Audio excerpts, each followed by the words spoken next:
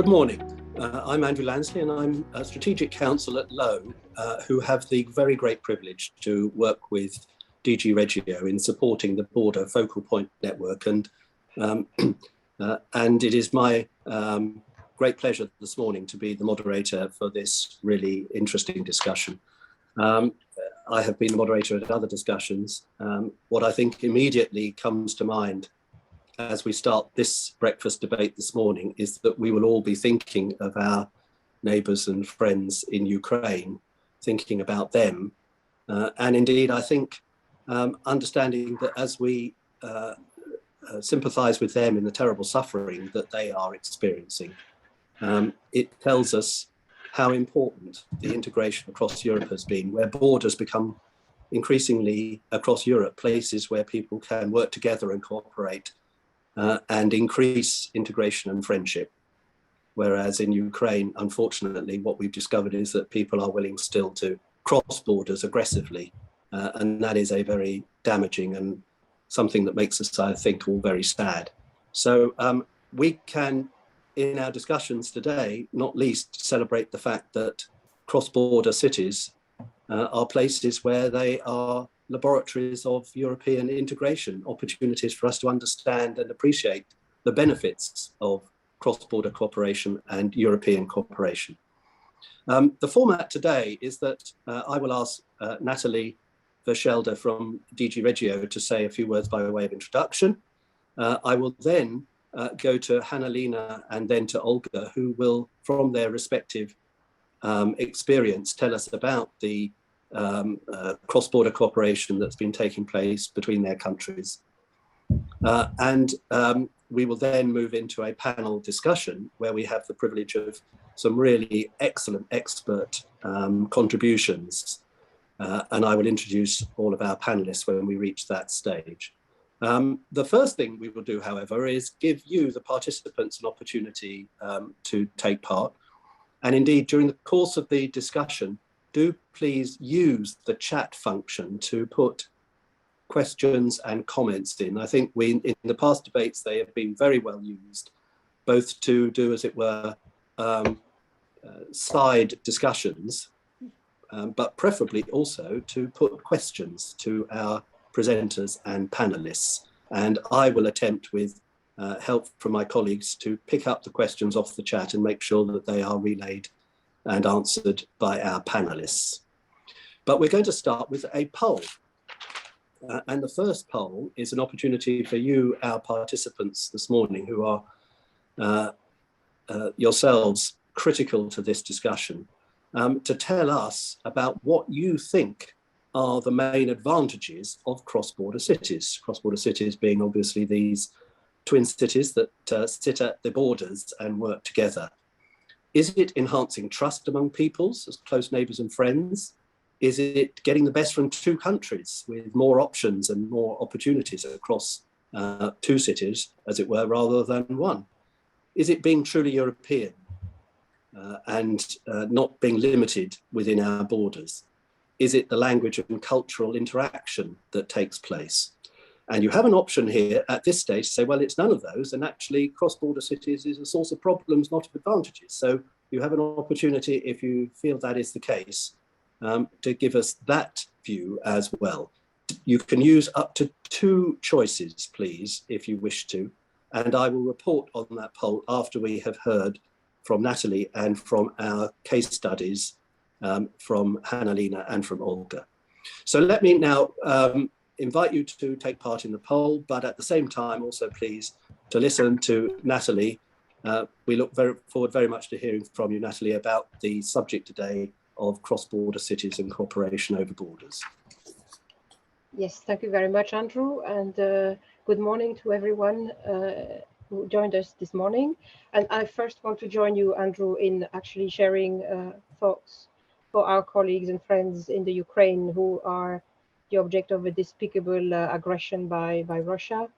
And of course also all the external border regions with whom we're working, who are now suffering also and being directly impacted by this unspeakable war from Russia on our Ukrainian friends.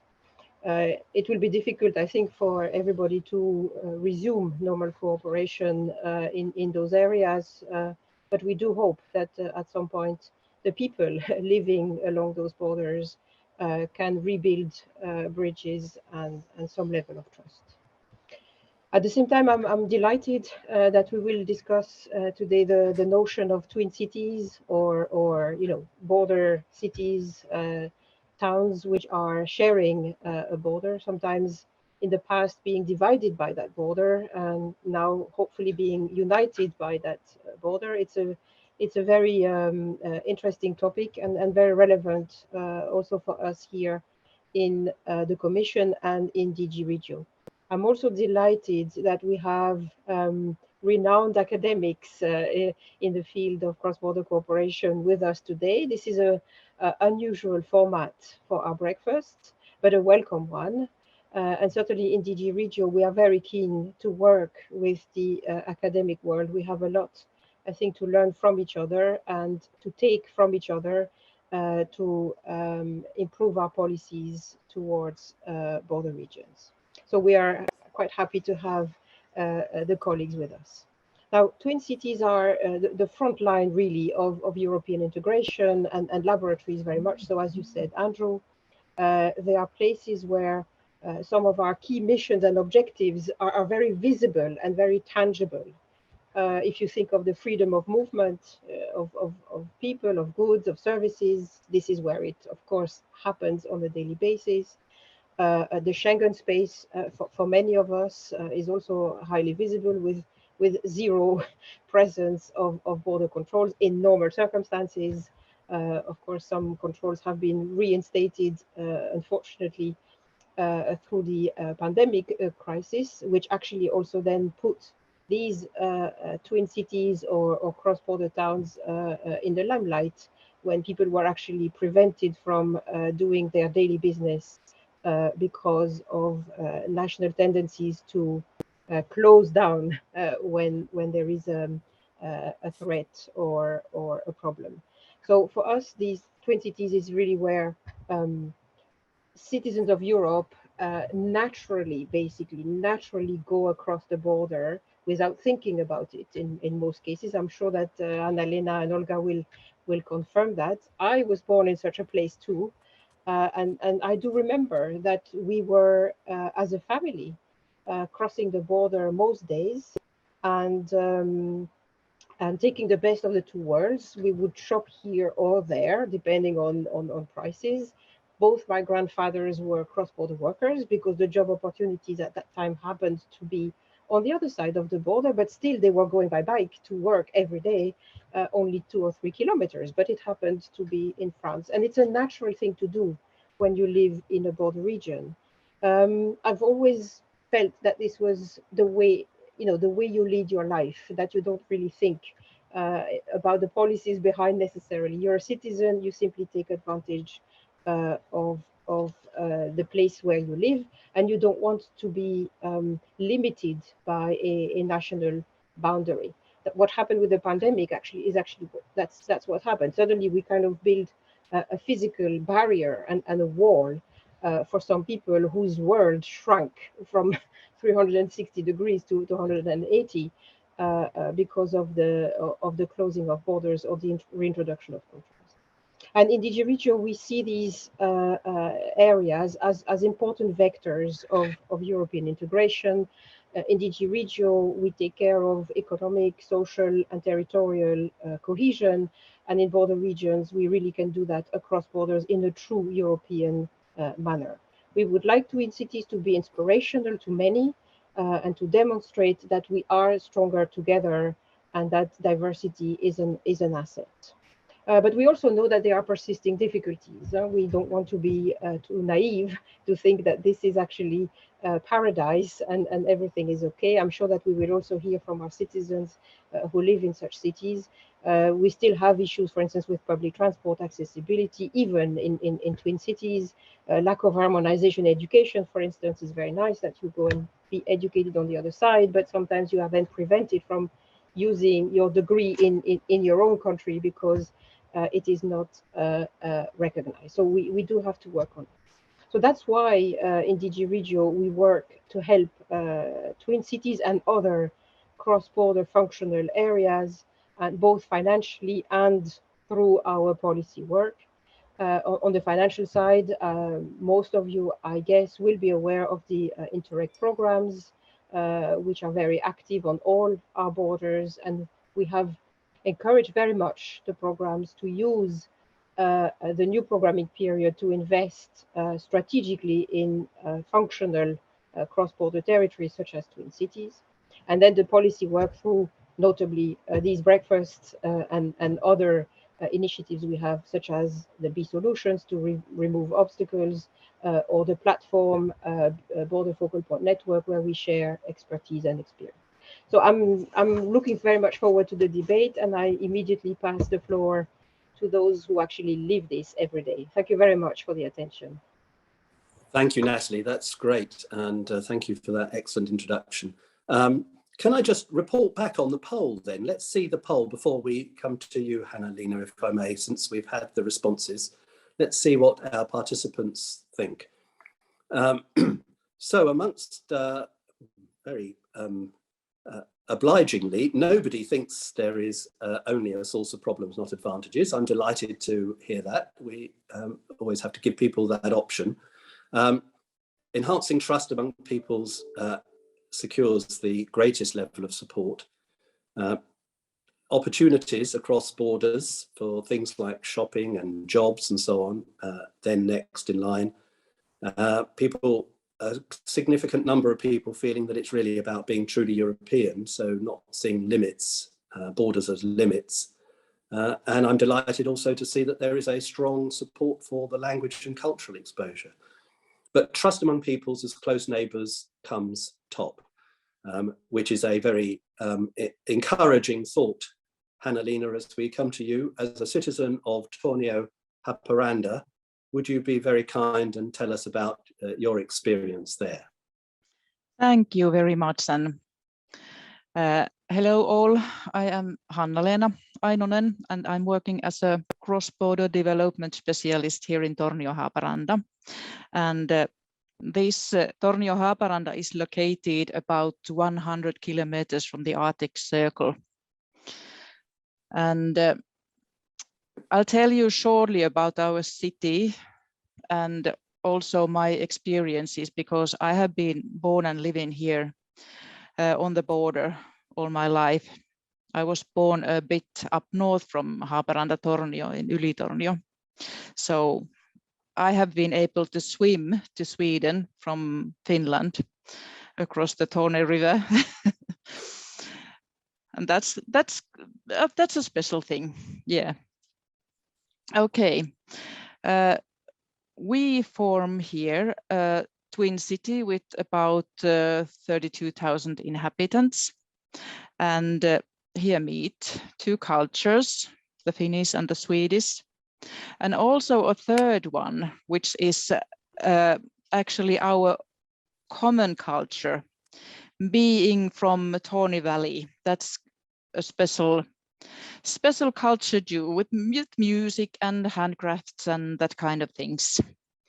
And actually there you can see my background picture. I'm not sharing anything, but you can see that we have the railway bridge there and Finland on that side and Sweden on the other side. So we are so close to each other. We have also two time zones. We have 1 hour to Finland in Sweden and two currencies, euro and the Swedish crown. A bit of a challenge for everyday life, especially working here. So you are checking the clock all the time. Which time was it when I was supposed to be there?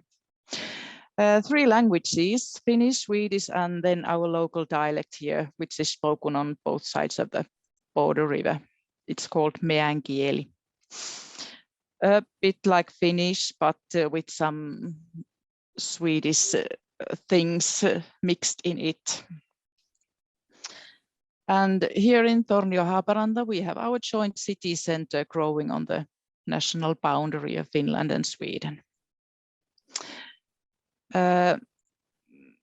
When I work, I work 50-50 for both cities, and I have 2 offices. I share my week in a couple of days in Tornio and a couple of days in Haparanda, depending on how our meetings go.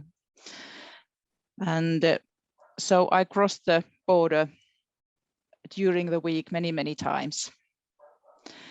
And what this twin city gives to the people, the opportunities. For example, here, so we have lots of families sharing their life between the cities. You can, for example, have your nursery or school for the kids on which town you like. That's one special thing. We have a common school here. It's going after Swedish laws, but it takes children from Tornio and Haparanda both.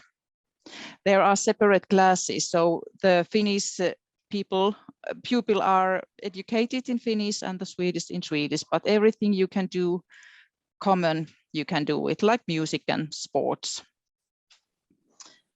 And then we can cooperate in tourism. For example, we have a project going on here, 2 countries and 1 destination, where we built travel packages together and do the marketing together. Traveling, of course, we have a train project going on now. Just that bridge you see in my background picture, it's a railway bridge. And in 2024, there will be trains again traveling from Finland to Sweden. That's the only connection from east to west, actually, between Sweden and Finland. Okay, then investments, labor markets, communicating about these possibilities together. Here are huge investments coming in northern, or actually already happening in northern Sweden and northern Finland, in battery industry, of course, electricity, mining, steel, biochemistry, and that kind of things. Yeah, somebody tells here that we have a common golf course. Yes, we have. Very popular. And actually developing the cities together, because you gain more when you do things together. And it's actually here in North, it's a question of survival, and you can get better services for residents at lower costs when you do it together. It's development and growth, and it's quite easy to do because our cooperation is very organized, and our politicians and all the people here are very motivated to do it. I think that's the main thing there, why it's easy. And it's organized. We have about 20 agreements about the cooperation in different fields, so both know what to do. And then I haven't been checking the clock. How much do I have time? No, you're very good, Hanna-Leena. Thank you so much indeed for and it's really interesting to hear some of those practical issues and solutions with schooling particularly. I thought that was fascinating, and the issues of languages and time zones, very important. Can I just ask one question? The processes by which the cooperation happens, obviously they will involve the respective administrations of Tornio and Haparanda, but do they involve also the citizens of the 2 cities working together in voluntary activities?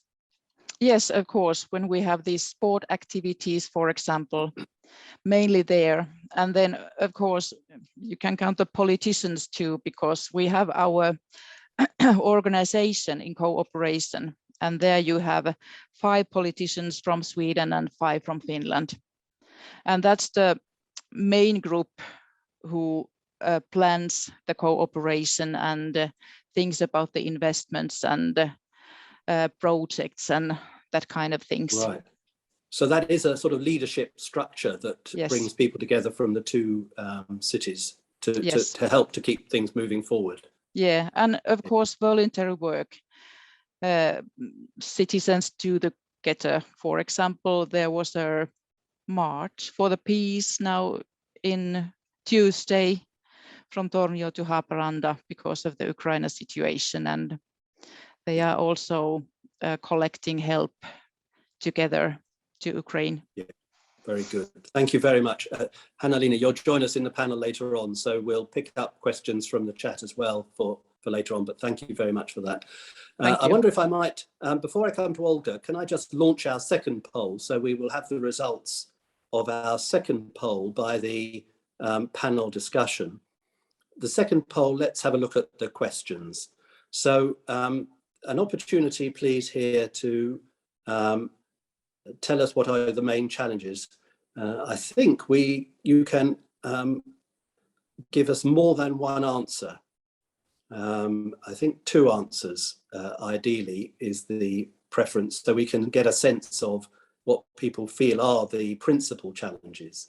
And we have lack of coordination from the public administrations, so focusing on the issue of where there is joint spatial planning, whether the legal frameworks in the respective cities work together, whether there are too many differences between the two countries in language or time zone or history and culture, whether there is a lack of trust, or whether there is uncoordinated physical infrastructure. And I think very interesting to hear the results of this, not least because of listening to Hanna-Lena and the way in which clearly some of these have been challenges and have been addressed in the Tornio Haparanda cooperation. So do please answer the poll. I think it should be possible to respond. If not, look at the chat. Let people know in the chat if you can't answer the poll, and Charlotte will give you a bit of guidance on how to respond to the poll. Meanwhile, let us please, with very great pleasure, move on to hear from Olga Afonso. Olga, you're very welcome. You're a mathematics teacher at Vilar Formoso, Fuentes de Oñoro. So we look forward to hearing about cooperation there and the circumstances between Portugal and Spain. So, hi everybody. I'm just thankful to being here to share my experience in the border. I wasn't born here. I live here for 16 years, and we are a rural area. We don't have too much people here. I live at the Spanish-Portuguese border in a place called Vilar Formoso. It has 1,000 and I think it's about 2,000 persons, and in the other side, sticked with Vilar Formoso, there's a Spanish village called Fuentes de Oñoro, and it's even smaller than us. So here we are in the country, it's a rural area and not towns. So I think people here for all time they are communicating with each other, and in several areas. It's not the economic issue, because we have a great interdependence in that area, because we have small businesses that were founded to provide some goods for the other country, and we suffered too much when the borders were closed because of that, because suddenly the economic link was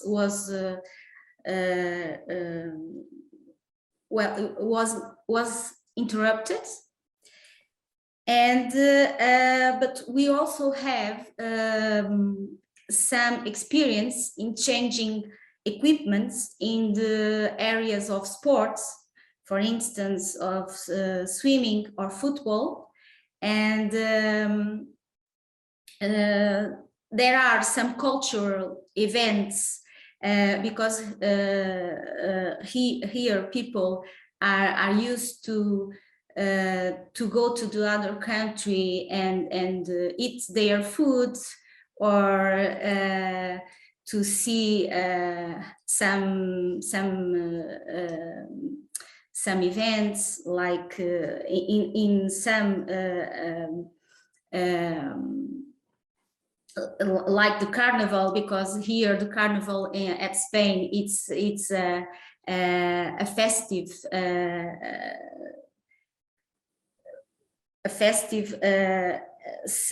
part of the year. It's it's a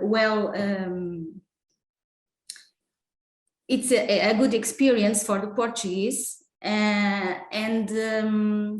but we have also some children that study in the other side, or in the other country, but I think it's not enough. They are mostly children who result from mixed marriages, and so that cultural interaction and that exchange of language and experience related to language, I think is not well developed. I think we need to exchange more experience in that area. And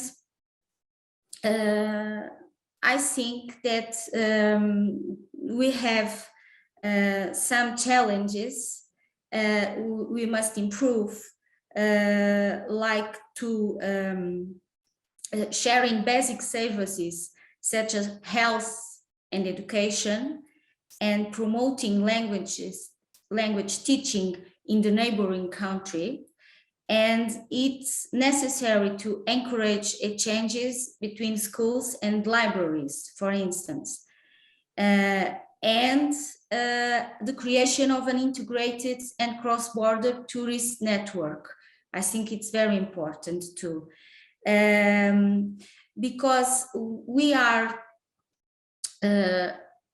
in the processing of developing a Eurocity.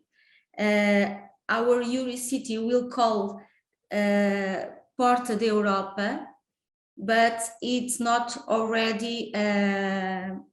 It's not ready to start yet. So I think it will be in the future, in a close future, but not yet. And I think we need that to develop that areas, those areas where we are a little bit in disadvantage. Well, the languages are very similar. Spanish and Portuguese, I think everybody knows that are very, very similar languages, but it's strange to see that the oldest people, they speak both languages, but the youngest people not. The youngest, I think we have to work in that area, because there isn't too much connection between the youngest people from both sides. And so that's very important, because we are in a small villages in a rural area where our population is aging, and we have an enormous challenge of desertification, and then we have to work to through the youngest people, the few we have it, to improve our knowledge of ourselves. So I think daily we travel to one side to the other side because it's natural. We don't have a river to separate us. They are, Vilar Formoso and Fuentes de Oñoro, they are really sticked. It's like the same village. And so when the borders were closed, for us it was a surprise, a very strange thing to see, because we have the cross-border workers, but we have normal people who go shopping to the other side, and who go to the coffee shop to the other side, or who have friends who see almost every day, who have family because they are married with the people of the other country, and it was a shock. It was very, very, very bad for us, and we didn't understand that because we are European, because borders are open or must be opened all the time. So it was a very strange thing to see. So I think I said the main things, and I don't know if you Thank you very much, Olga. Thank you so much. That's really interesting. Can I just ask one question? Because you raised the very interesting point about the environmental challenges, presumably somewhat climate change related with desertification in the area. Are the two villages able to work together in their areas? Are they able to work together on environmental solutions, or do the two governments have their own plans which make it difficult for that cooperation? Because clearly, to manage things like irrigation and water, best use of water resources requires to work with the topography of an area. It doesn't work necessarily very easily with borders getting in the way. It's difficult for us to take some decisions because we are very dependent on the governments. So in that area, the environmental area, we don't have it any projects.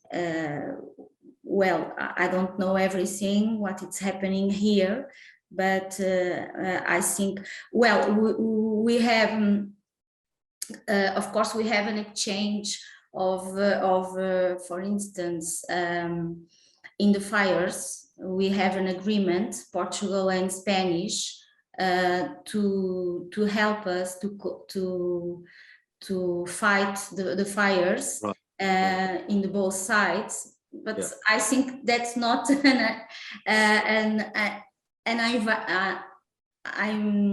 it's not well a project. No, it's not a project in that sense. But no, I think the problem is I live in a rural area who has a lack of so many things, so many basic things, that our struggle, our daily struggle, is in other areas, like the economic issue, or for instance, basic services like health. Yes. We have a lack of physicians, for instance.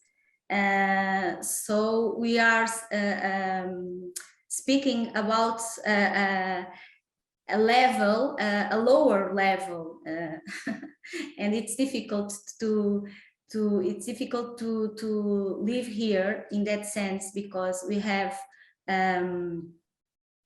so much opportunities. We have a beautiful natural resources, but we don't have people. That's the reality. And that's the greatest challenge for the next years is that. Yeah. I think there'll be a lot of people who will very much recognise this problem of rural depopulation, and indeed what you were saying about the young people leaving the rural areas makes it very difficult sometimes to see how the future of some of the rural areas is to be achieved. So but Olga, thank you very much indeed. That's a very interesting set of reflections. You'll join us for the panel as well. May I just return to the poll, the second poll, and look at what the responses have been to the second poll. I think Jean on the chat quite rightly says, well, there are systematic issues, and maybe all of these problems can occur simultaneously. So taking that point, which is a fair one, the relative ranking of the challenges that we face, in this case, the lack of coordination of public administrations, the question of joint spatial planning, to which we will come in a moment, clearly features, but the legal frameworks are perhaps the most, yes, they attract the most responses, those two significantly more than others.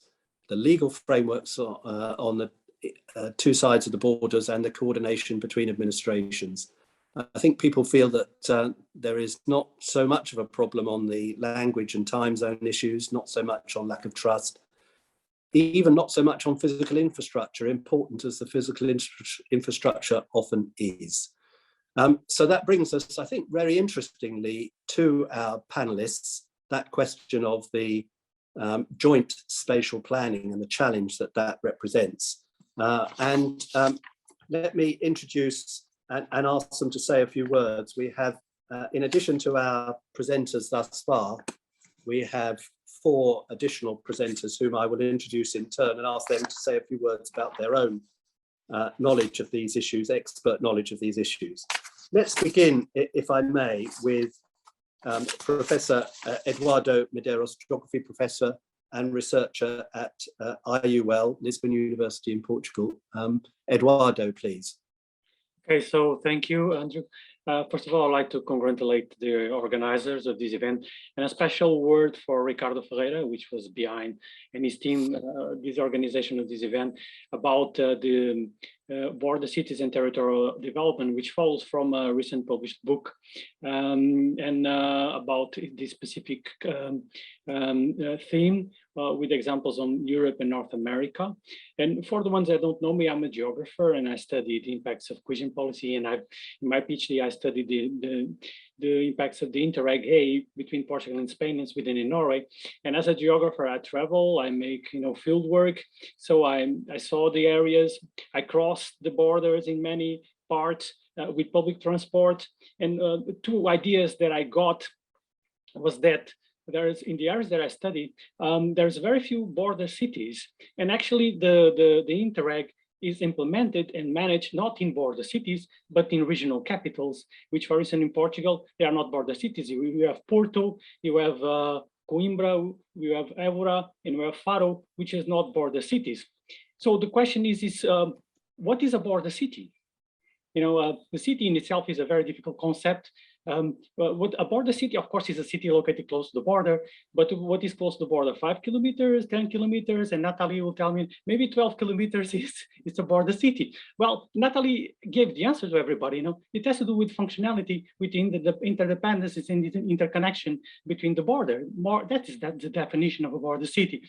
So why are border cities so important? Some of the speakers already presented a few ideas. Of course, everybody that studies local in regional development knows that cities are the engines of innovation, of development. They attract economic activities, jobs. They have where knowledge is produced by universities and research centers. This is where you have the financial and the capacity, the institutional and administrative capacity. So they are crucial. And this is where actually most of the money for Interreg has been placed, if you study these Interreg projects. And if you take the case from Portugal and Spain, and I present just a map here, if I may.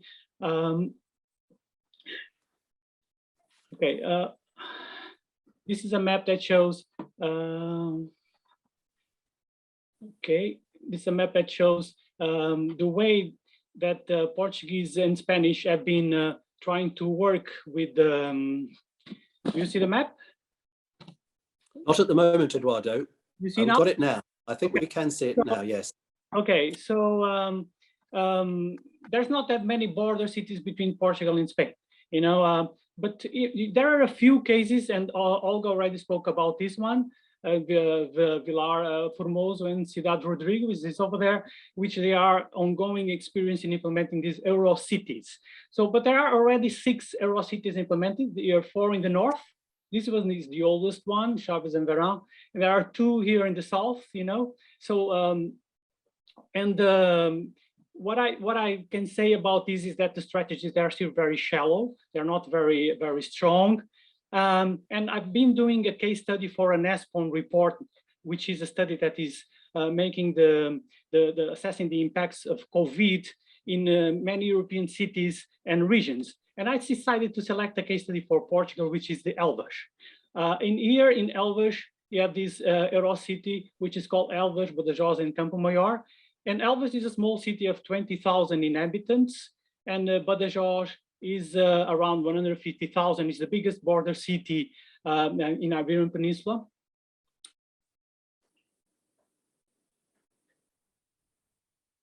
You've frozen, Eduardo. I think we may need to wait a second until your connection is restored. Eduardo, could I suggest if you reset the Yes, I saw that it was frozen for a little bit.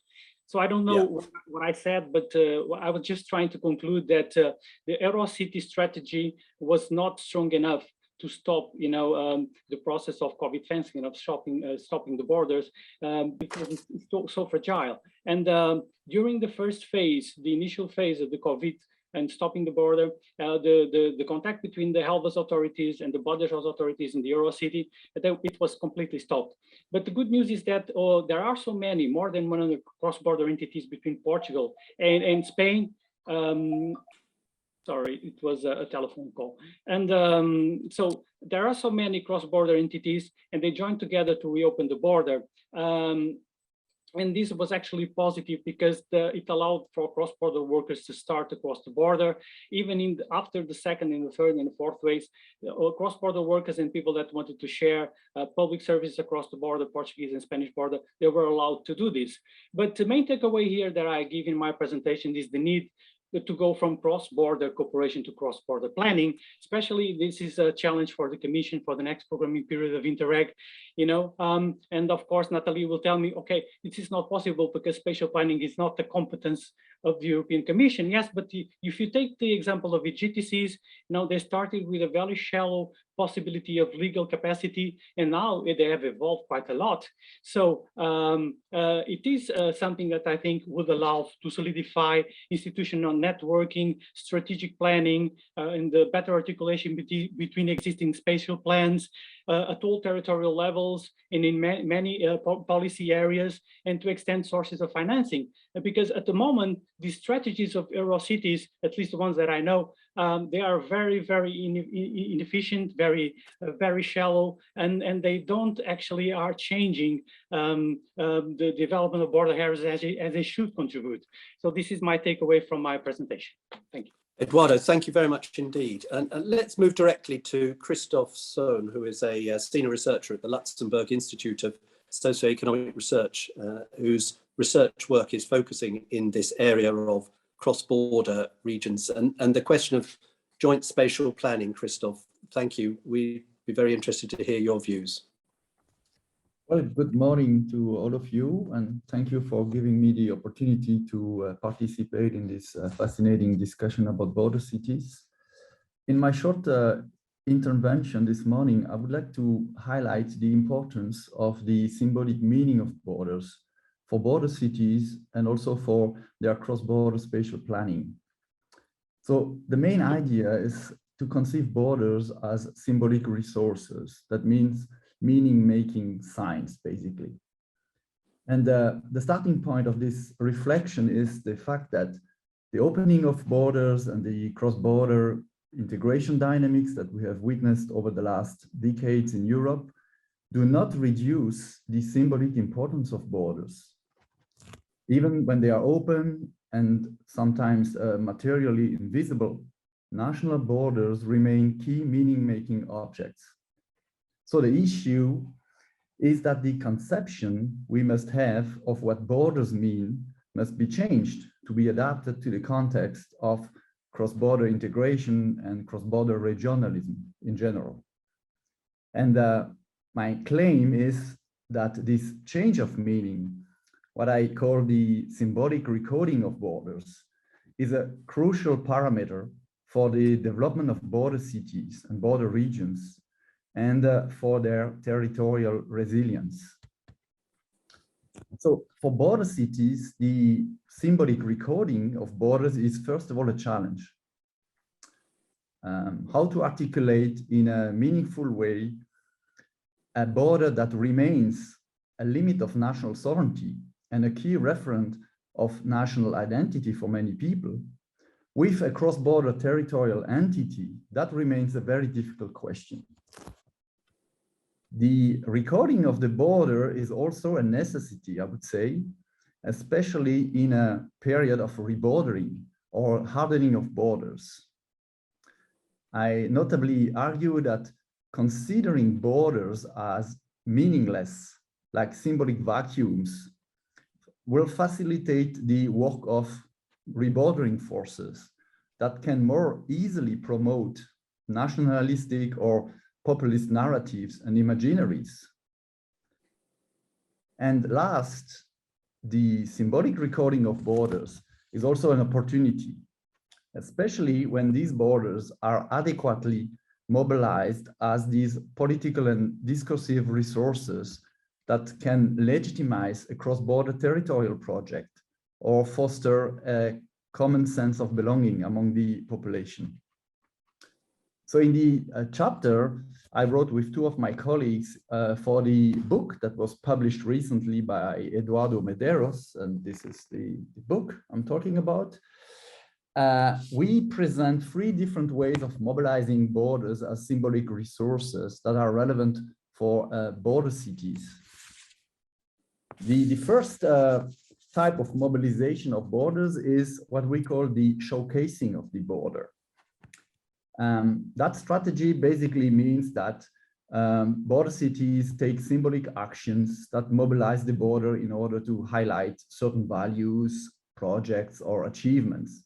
There are many examples of border cities, that have erected monuments, that organize cultural events related to the border in order to celebrate the European integration, good neighborly relationships, or the links that unite the two sides of the border. And of course, these actions are important, but they remain essentially symbolic and do not always impact the everyday life of the inhabitants. The second strategy is the valorization of borders as a suture or a space of integration.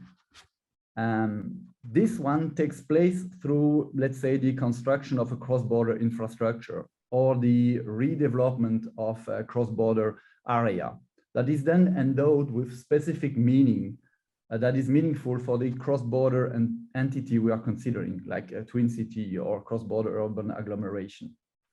The key example would be here the physical bridge, that is linking two cities across a border and a river. And besides this link that can foster functional integration, the obvious purpose of a bridge, it also becomes a symbol of the border that is then a gateway or a place of encounters and exchanges. And the example of the Öresund region with the fixed link connecting Malmö and Copenhagen is quite well known here. But there are other examples of border cities that have engaged in this kind of strategies, redeveloping buffer zones or wastelands that are often located along borders. I'm thinking about Strasbourg and Kiel that have redeveloped their areas around the River Rhine in a garden and a public park, or the tri-national agglomeration of Basel, who has been engaged in this IBA 2020 architecture fair, and also engaging in the redevelopment of the riverbanks of the Rhine to foster a common sense and a unity among the agglomeration. The last strategy is what we call the invisibilization of the border. And this one is a little bit counterintuitive, I would say. The idea here is to make the border invisible in space as if it does not matter anymore, in order to, say, naturalize or legitimize a cross-border entity in the making. So in a way, the absence of explicit reference to the national border in, say, planning documents, in political discourses at the local level, of course, is aimed at contributing to giving this image of an obsolete border that does not really matter for the everyday functioning of the cross-border entity, etc. The recent rebordering shocks that we have witnessed, be it the migrant crisis in 2015 and 16, or more recently the COVID-19 pandemic and the border closures that took place, have, I think, seriously undermined the last symbolization strategy that I just mentioned, like the invisibilization of the border. So in conclusion, we do lack comparative research, that would really able us to assess the impact and the relevance of these different strategies, which ones really work and which ones have less impact on this kind of building of cross-border cities and agglomerations.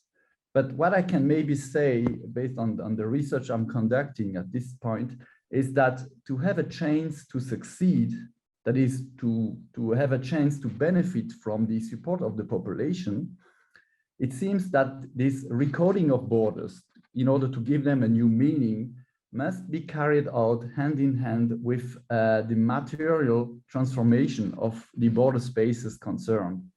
And this involves a design of the process that takes on board the population from the beginning. That is my presentation. Thank you very much indeed, Christoph, and thank you. The description of those potential strategies is a really interesting structure for people to be thinking about. Let's turn, time is slightly against us, so we have two more important contributions to receive. Bernard Reitel, Professor of Political and Urban Geography at the University of Artois. Bernard, may we hear from you for a few minutes?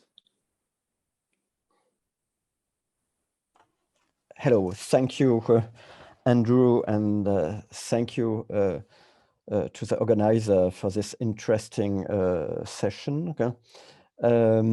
In fact, my, do you see the screen? We can see it, Bernard, thank you. Okay, wonderful. Well, my topic is European policies and border cities, and I wrote a chapter in the book edited by Eduardo with two of my colleagues.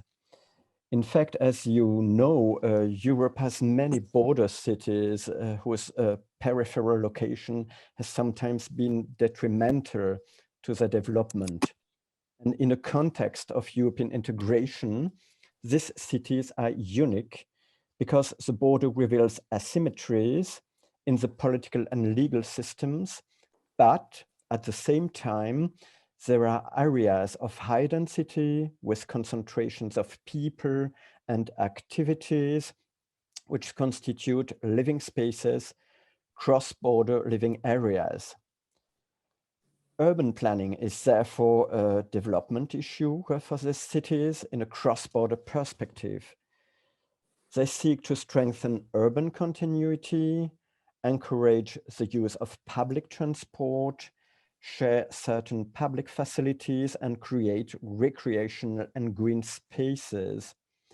An ESPN project in 2019 called Cross-Border Public Services has shown the importance of public facilities in border towns and the use by the inhabitants of the whole cross-border area.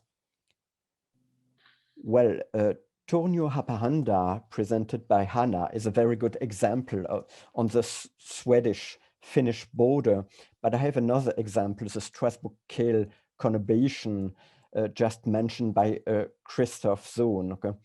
The Strasbourg-Kehl conurbation on the French-German border is a good example of how European integration programs in particular are used. This conurbation of 500,000 inhabitants is located on the Rhine River, which is a border that separates the French part, the Eurometropolis of Strasbourg, in the west bank with 450,000 inhabitants, from the German city of Kehl on the east bank with about 35,000 inhabitants. The French Eurometropolis Strasbourg has built a dense tramway network since the 1990s, but one of the lines had its terminus at the border. The line was extended in 2017 and 3 new stations were built in Kehl. Interreg 4 and 5A funds helped to finance the preliminary studies and part of the bridge that was built to cross the Rhine. The construction of this line allows the development of new urban districts and a better interconnection between the two parts of the conurbation. Another older project, just mentioned also by Christophe, the Garden of the Two Banks, was inaugurated in 2004 with support from the Interreg 3 program. It is a green space along the banks of the River Rhine, linked by a bridge for pedestrians and cyclists. And it's a very beautiful designed bridge. This recreation area is particularly popular in spring and in summer. And other cities in Europe, such as Český Těšín on the Czech-Polish border, have been inspired by the Strasbourg-Kehl project and have received so far support from Interreg programs to create a new green area along the banks of the Olza River that separates both cities. A last example on the German-Polish border, Frankfurt-Oder-Słubice, is, well, a good example of cross-border cooperation. Both cities exchanged experiences in order to achieve good governance. As part of the Europäische Modellstadt project, Frankfurt and Słubice have proposed a series of seminars to strengthen the interknowledge of the administrative systems. In conclusion, I would say that the border cities across Europe use not only the Interreg programs, but also other programs like Urbact, for instance, to develop cross-border projects. It is the case, for example, in Geneva. And I think there was a clear link between the European level on one side and the local public bodies to improve integration of border cities and cross-border urban cities. Thank you very much, Bernard. That's really, actually, they're rather inspiring examples from Strasbourg and Kehl, aren't they? They're really very good to hear about that. And thank you very much indeed. Could I just encourage colleagues to look at the chat, because in addition to the very interesting discussion, there's some very good material and comments being exchanged on the chat, particularly about the use of the Interreg programme and the EGTC programmes. So do please look at that. We won't necessarily bring it into the discussion, but it is available for people to look at. Our last but not least panelist, Martin Klatt, please, is Associate Professor from the Department of Political Science and Public Management at the University of Southern Denmark and a research and specialist in this area. Martin, please. Thank you, Andrew. Thank you for also giving me an opportunity to share some of the research I published in our joint book.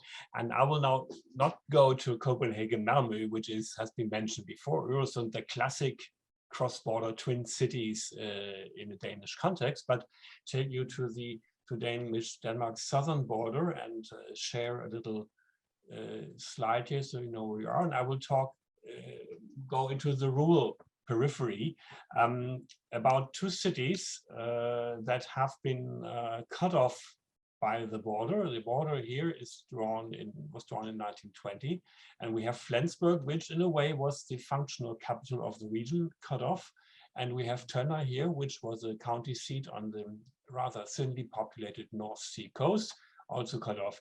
And due to this new border, two mirror cities developed on the other side. One is Nibel here as an administrative center, taking over the county administration for the part of the county that remained in Germany. And the other one is Padborg here, which wasn't really existing at all, 2-3 houses in 1920, and it developed into the Danish border town mirroring Flensburg and taking over state functions, especially customs, but also more and more logistics.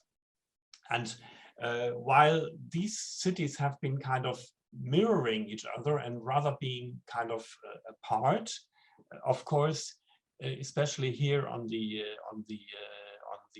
East Coast, by the 1970s, 80s, have especially Padborg developed into a strong logistics cluster with transportation to Germany, and the main reason being this motorway, which you can see here, which is the main Danish export route. Let me show you another slide, another map, which illustrates how this bordering actually can become very central. This is a contemporary map drawn by an association called the Jutland Corridor Network, and we are like here, and suddenly this becomes very central. Suddenly you can see that a peripheral city which has been cut off from its hinterland by the border can redesign a planning perspective where it is actually a central location on this main infrastructure axis going down to Hamburg, and where about 60% of Danish exports to the EU actually pass, and with a logistics cluster here and a harbor here, which is a deep water harbor with good connections across all the Baltic Sea, and suddenly changing from a perspective of being rural to becoming metropolitan and developing a kind of a redeveloping central functions the city had before drawing the border, and opening up for a lot of cooperation opportunities. Of course, when we talk about governance, EGC, and so on, this thing up in the chat, we face all these issues here as well. There are no specific cross-border planning structures. There are no specific cross-border planning spatial planning commissions, as we know it from other borders. It is all based on political will of the actors to engage in cross-border activities, which is a big challenge.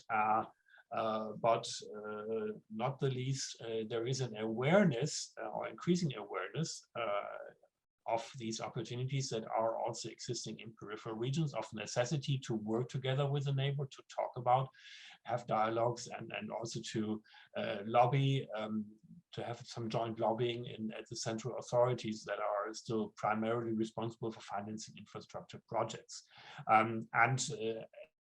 I would argue that the closure of the border March 2020 due to the pandemic has even increased this awareness of this necessity actually to keep borders open and to use and think about creatively about new opportunities also in rural areas and connect cities that have been divided or have looked much to each side of the border and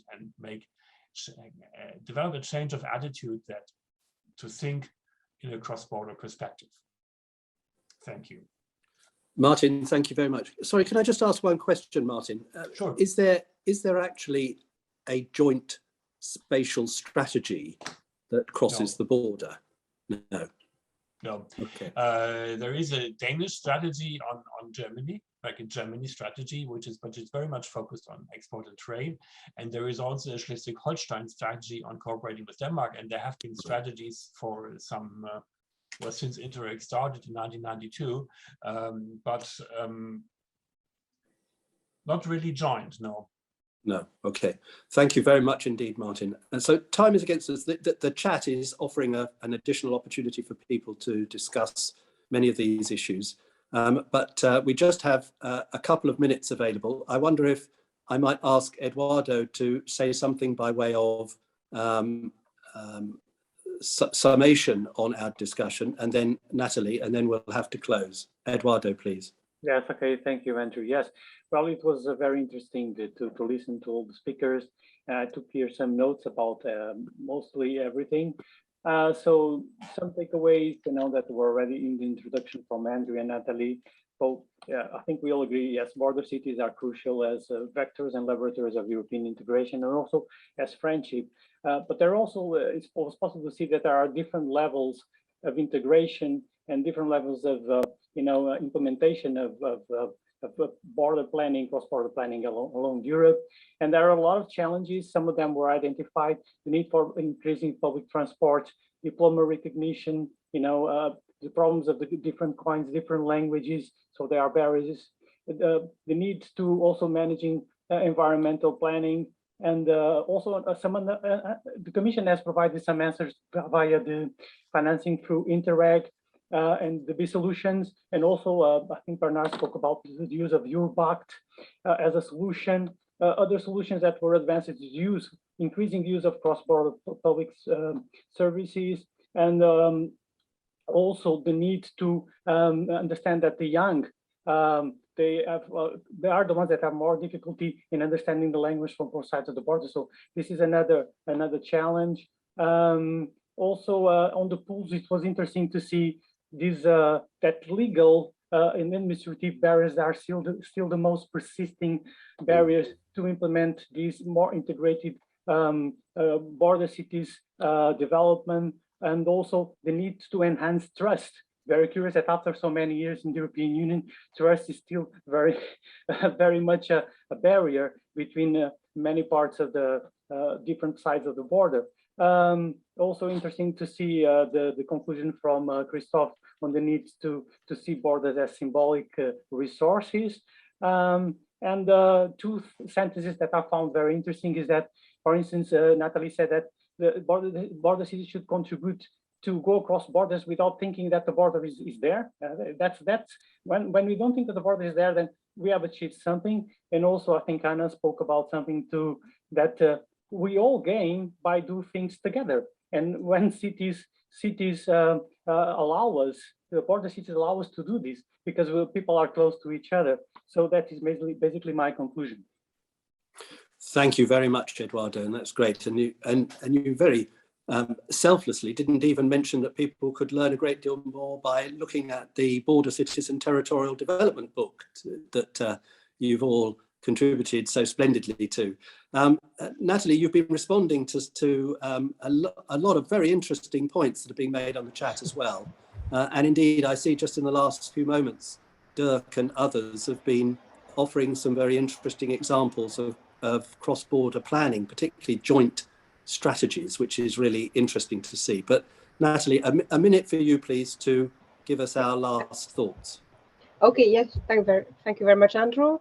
And indeed, what I would conclude by saying that you can see from the chat, you can see from the discussion that, again, at the local level, regional level, on the ground, along the borders. There is a lot of activity going on. A lot of people want this to happen. They want to be able to naturally interact with their neighbors. But we also can feel through the messages that there are some blockages here and there. Most of them probably taking us back to the capital cities of our different member states. And I would maybe take a slightly provocative line by saying that for me, the pandemic and the response to the pandemic, the sometimes very pathetic response to the pandemic, I have to say, when it comes to border closures, for me has also put the borders back into the limelight and possibly giving an opportunity to border regions to be heard or to be visible and to make their voices clear towards their capital cities. And I would call upon anyone here who is playing an active role in cross-border cooperation or in border city management to influence the capitals, to actually make them think a little bit about the benefits that can be reaped from actually working or allowing people to work across the border in their natural territorial environments. That would be a plea from my side to work hand in hand and not to leave it all to the European Commission to do. Thank you very much. Thank you so much, Natalie, and thank you for your contributions both to the discussion and on the chat. That's great. And thank you to all the participants who put so many interesting examples up. And can I just say, we will, the DG Region will be taking note of all the points that were made on the chat, and I think they're important ones, including back to the issues that people have raised about the effect of sanctions on Belarus and Russia on border regions. All of those will be noted and fed back. Can I just say a very big thank you to our citizen presenters, Hannalena and Olga, and to our expert presenters, who I thought all gave us some very interesting perspectives, as well as did the participants. Once more, a very effective breakfast debate. We're very delighted to have had all your contributions. Thank you very much indeed. And we look forward to seeing you again. I think the next breakfast debate will be in the latter part of April or early May. And we look forward to sending you details. Keep in touch through the Border Focal Point Network and join us again at the next breakfast debate. Thank you all very much indeed and have a very good day. Thank you. Thank you. Bye.